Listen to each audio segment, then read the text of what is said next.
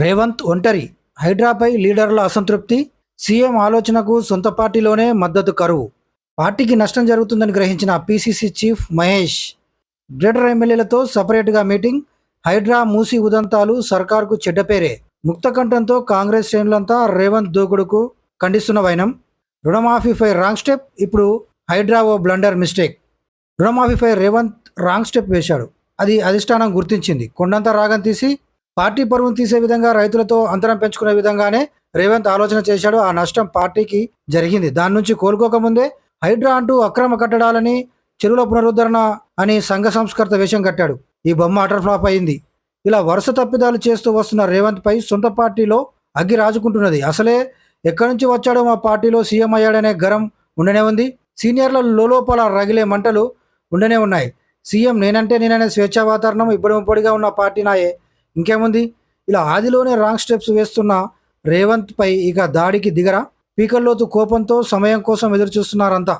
PCC chief Mahesh Kumar Goud CM చర్యలపై నజరు పెట్టాడు. హైడ్రా మూసీ ఆపరేషన్ పార్టీకి తీవ్ర నష్టం వాటిల్లేలా ఉందని గ్రహించాడు. అందుకే ఆయన సపరేట్గా గ్రేటర్ ఎమ్మెల్యేలతో మీటింగ్ పెట్టి అసలు విషయం అధిష్టానానికి చేరవేశాడు. ఈటెల రాజేందర్ తాజాగా చేసిన కామెంట్లు కూడా వైరల్ అవుతున్నాయి. ఆయన ఏమన్నాడంటే, రేవంత్కు అసలు అనుభవమే లేదు, ఇంతవరకు కనీసం మంత్రిగా చేసిన వాడు కూడా కాదు. చెరువులను కాపాడుకోవాలంటే ఎడాపెడా కూలగొట్టడం కాదు, పట్టా భూములకు పరిహారం అందించి వాటిని స్వాధీనం చేసుకోవాలని సోయి కూడా రేవంత్కు లేదని ఈటెల ఘాటుగానే వ్యాఖ్యలు చేశాడు. ఇప్పుడు ఇవి వైరల్ అవుతున్నాయి. ఇప్పుడు ఇలాంటి వ్యాఖ్యలకు సొంత పార్టీలోనూ మద్దతు లభించే వాతావరణం నెలకొని ఉంది. రేవంత్ను ఎవరెంత తిట్టిపోస్తే అంత సంతోషిస్తున్నారు సొంత పార్టీ నేతలు, సీనియర్లు, మంత్రులు.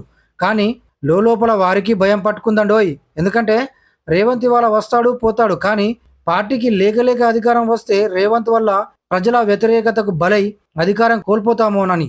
చంద్రబాబు దోస్తు, రేవంత్కు ఆప్తుడు ఆంధ్రజ్యోతి ఆర్కే కూడా ఇవాళ తన కొత్త పలుకులో రేవంత్ జర జాగ్రత్త నోయ్ అని హెచ్చరించాడు కూడా. హితబోధ చేయడమే కాదు, వెంటనే హైడ్రాను ఆపేయమన్నాడు. మూసి అవసరమా? దానివల్ల మరింత నష్టం జరుగుతుంది ప్రభుత్వానికి అని కూడా వాపోయాడు. కేటీఆర్ దీన్ని ప్రజల్లోకి తీసుకోకముందే మేలుకోండి, లేకపోతే మళ్ళీ బీఆర్ఎస్ వస్తుంది, అలా ఎట్టి పరిస్థితుల్లో కూడా జరగదు సుమా అని వాపోయి, బాధపడి, హెచ్చరించి, కసురుకొని, బుజ్జగించి, బతిమాలి, భయపడి, డిమాండ్ చేసి, అడుక్కొని ఇలా అన్ని చేశాడంటే పరిస్థితి తీవ్రత ఎలా ఉందో అర్థం చేసుకోవచ్చు.